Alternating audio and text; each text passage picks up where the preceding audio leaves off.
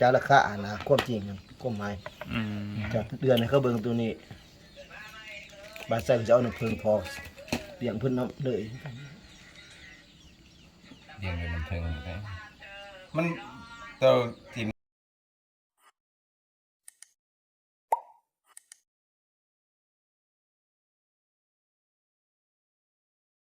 คอนเขาเดินเข้ามาฝากพุ่นคอนนี่เขาคุ้มฟันมาคักๆ แดดนั่นว่าผัว แกะปงขามของธรรมศาสตร์เขาก็ฟัน คือเผ็ดเนาะ เขาก็ฟันเพิ่นบอกว่าอันนั้นดูเป็นเส้นอยู่ไหนนี่เส้นดำๆอยู่ไหนนี่เส้นดำๆเป็นเด็กๆไหลเขานึกความฟันบอกนึกความฟันเห็นโอ้ยงามใสเพิ่นใส่เสื้อร่มบ่ลังลูกกระทะได้นี่ของหลายเผ่าพันธุ์เอาเข้ากันนี่ เหลื่อมเลยเนาะ นี่เด็กแล้วเป็นบ่คิดดี นี่เพชรนี่ผัวตัวนี้แบบผ้าตัวอันนั้นเนี่ยผ้าสีหมวงค่ะตัวนะฮะ ครูอาจารย์ผู้เพิ่นเสิร์ชนี่ อันนี้ยังคือว่าเป็นเม็ดเนาะเนี่ย นี่ของธรรมศาสตร์สดๆคือกันนี่ปลูกอยู่ในธรรมในพูด ขาด ของ ไป ธ เล ร ย รม เนาะ ศาสตร์สดๆนี่เพิ่นคอยปรุงออกคือจักได้ปีธรรมศาสตร์ปรุงออก นี่ยังสิปองเรื่อยๆดีเนาะแต่ว่าสุดสำเร็จแล้ว ขอน้ำเขานี่ว่าท่าน จริง ตัวยาวๆตัวนี้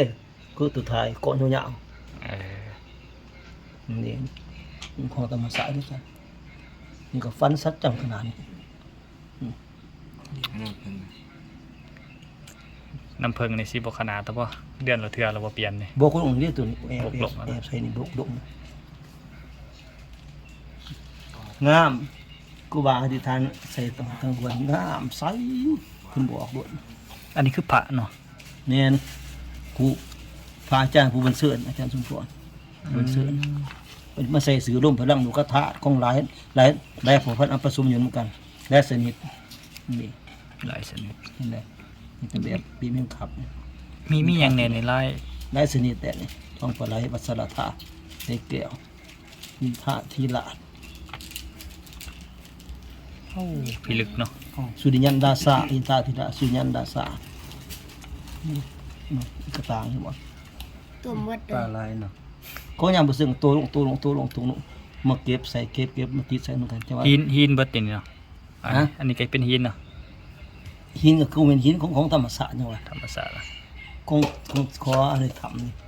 เพิ่นยังสิว่าร่วมพลังลูกกระทะซื้อบัด ไข่ไก่มัน แม่น ไข่ ติ ไก่วันนั้น นี่ที่บ่นี่บ่ ฝันคักเป็นคักมันเสียงฝันแบบคนหมู่ห้านเลยจะได้นะคนเผาคนหมู่ห้านนี่ผมบอกแล้วความฝันเนี่ยเป็นเส้นเลยเป็นเหล็กแต่ว่าอยากตัดอยากไปฮะบ่ได้มือเวียนเขาตัดให้ ตัดก็ได้วะ ตัดเจียเนี่ยเป็นองค์สวยๆคือเมเรียกนะ อันนี้จักหาองค์ เฮ็ดงามๆเนาะ คงเป็นใหญ่เลยลำทั้งไหนกันเอานี่เป็นลำเส้นดำๆใหญ่เดี๋ยวว่าเละริกไรคุณบอกนึกความฝันเนี่ยบอกซื้อตุนสิโลบอกซื้อตุนคือกูบอก ซื้อ บอกนึกความฝันหน่อยนะเนี่ยบัดฝันนี้เพิ่นนี่ดื่มใช้ดื่ม อันนี้ได้มาแต่ไสนะ นะ อันนี้ พอเขา เอามาให้ปะ เขาไปเห็น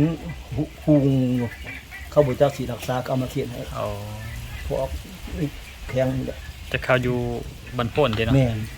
แล้วสู่ฟังแต่แม่นี่ดิสมมุติแล้วบอกอีกดิของความฝันปั๊บบอกนึกความฝันดูบอกออกสิว่าเด็กไรดู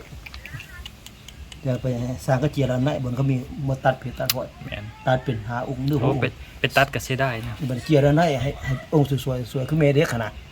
กลมๆสวยท่าสวยหัวน่ะมาใส่กรอบอันนี้มัน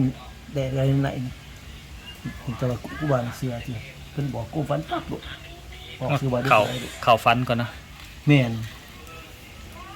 นี่ซื้อรวมบรรลุกระทะได้นี่มันบอกนี่ผู้สมิงยังไงแกมุคิรินี่วัสระธาซื้อซื้อนี่ 2 เด็ ซื้ ก อ ไรวัสระธาเด็กไรนี่ผ่านบารมีสูงเพิ่นซื้อเพิ่นก็มีแก้วแกมุคิริแต่ว่า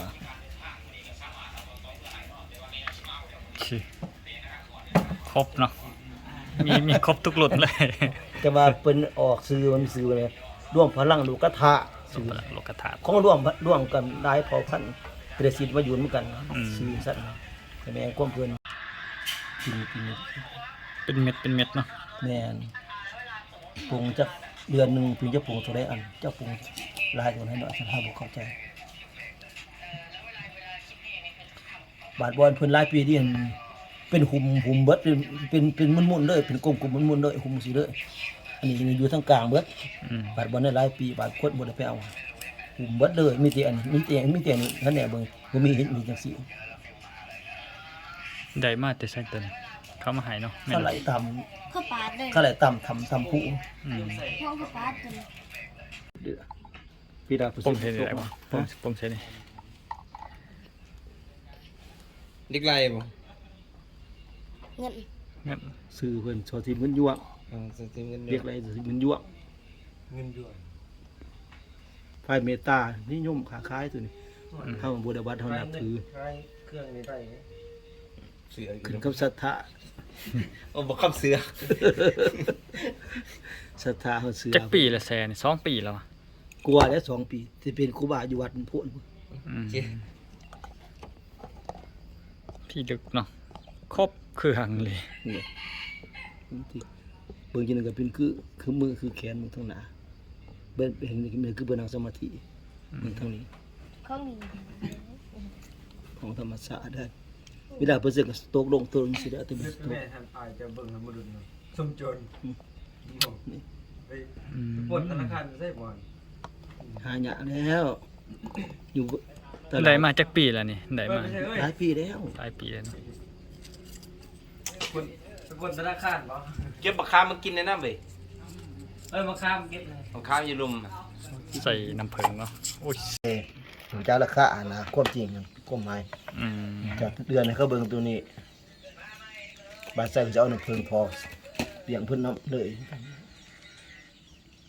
เดี๋ยวมันเพิ่งมันเตัวทีมไหน จะแล้วในนุกรมฟัน โอ้เบิก กองธรรมศาสตร์ ให้เบิ่งเนี่ยที่จับ ในใน จั ขั บ งกุ้งในขังกุ้งม่วงทั้งหวานนี่ มาในฝันบ่ จับทางลุมเนี่ย เป็นไงโอ้ยบูดเครื่องนี่หันสุดยอดนี่ยังไงโอ้เอาของดีมาให้กันแล้วบ่นี่ ไว้เพิ่นทายใส่ก็เสียเอาหลายใส่ทับราคา พอดีเดี๋ยวจะบอกจะยินเวหาเลยสิประชุมทบกัน อันนี้ก็แม่นบ่อันน้อยๆนี่ก็แม่นบ่ นี่น้อง ไอ้น้อยกูมูนี่ คอร์ดเนาะลุงกระพอด ของธรรมศาสตร์คือ ธรรมศาสตร์นะ ใส่เลือกเพิ่นไว้เนาะ เอออันตัวอยู่เทิงเนี่ยเบิ่งหน่อยติเอาใส่ลุมเนี่ยเอา ของธรรมศาสตร์สุดๆเด้ออันนี้ เอาโอ้ขับหนูนะแข็งแข็ง เหยียบคำเนาะ โอ้สุดยอดเลยฮะค้างเลย โอ้ใส่เบิดทั้ง3นี่บ่นั่นหรือว่าใส่ ถามก็ว่าองค์นี่คันใส่สิเอาเท่าไรนี่เอาเท่าไรนี่เท่าไรแหงเบิดแหงองค์ยาวทำเพื่อนอยู่เวียง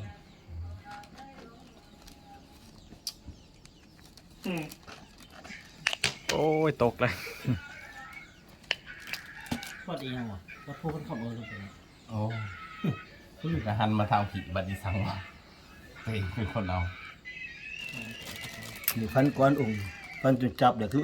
ในความฟันเป็นหูแสงเป็นแสงหูก็ขาวหูผู้ดีจับเอาจับเอาองค์หน่อยอีกองค์ไหนแห้งขาวใส่ คัน เพื่ ใส่ อน ขอบ เดี๋ยวองค์ใหญ่มาลุงหน่อย ต้องใส่ เพื่อทำเจ้าผู้เนี่ยได้คือว่าคันบ่วุ่นวาย คันมีคนสิซื้อนี่ค้าอยู่บ่ คงจนฟันก่อนฟันจะจับอะไรก่อนยังจะมาไหล